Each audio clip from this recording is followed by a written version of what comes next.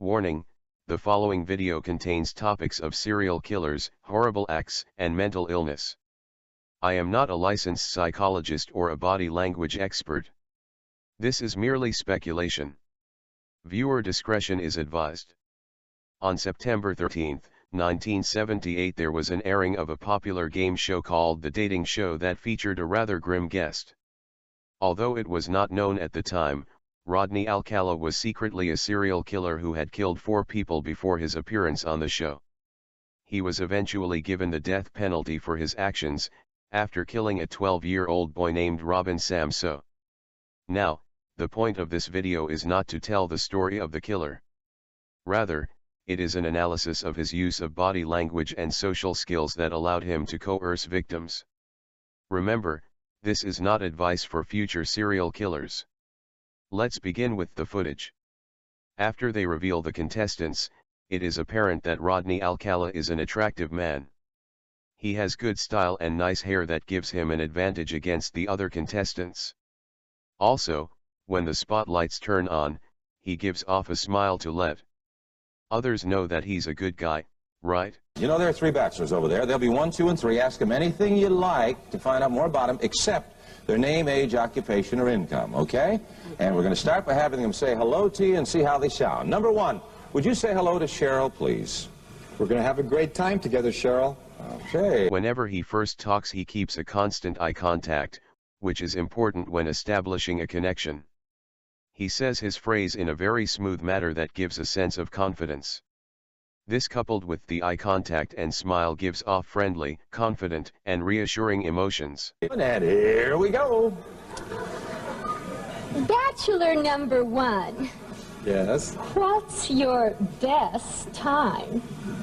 The best time is at night, nighttime, Why do you say that? because that's the only time there is. The only time? What's wrong with morning, afternoon? Well, they're okay, but nighttime's when it really gets good. Then you're really... The woman asks a question about the contestant's very time of day. He answers the nighttime, because it is the so-called only time there is. This is a clever remark that he is here for romance, since typically romantic events take place when the lights are dim and the sun is out. Keep in mind, he continues the eye contact, without breaking. He wants to let her know that he is willing to listen to what she has to say. I'm a drama teacher, and I'm going to audition each of you for my private class. Bachelor number 1. You're a dirty old man. Take it. Oh, come on, over here. Oh,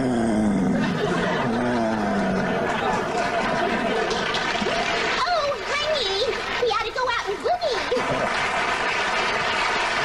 boogie. She then asked him a question that regarded her being a drama class teacher. She asks him to do an impression. He does a very comedic impression that adds to the humor of the situation. However, watching this, knowing what was soon to happen with this man, it is very hard to watch knowing his true intentions. Bachelor number 1. I am serving you for dinner. Oh, What are you called, and what do you look like? I'm called the banana, and I look really good. Can you be a little more descriptive? Peel me. Later,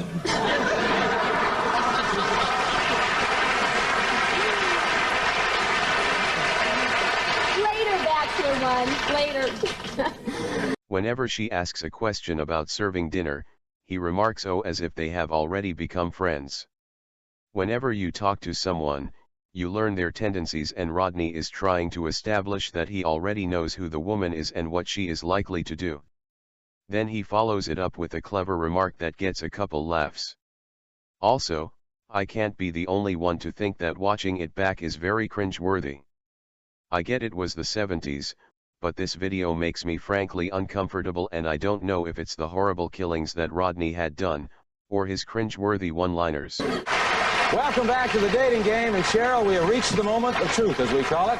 You've heard from the bachelors, you got some great dramatic presentations, some good answers, but now I'm going to ask you a question. Will that date be bachelor number 1, bachelor number 2, or bachelor number 3? Who gets the dates? Well, I like bananas, so I'll take one. Number one. That's your number one. All right. As you can see, Bachelor number 1 was selected.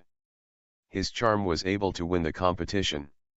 However, following the airing of this episode, the contestant decided not to go through the date plans because she felt something wasn't right. Her senses were correct.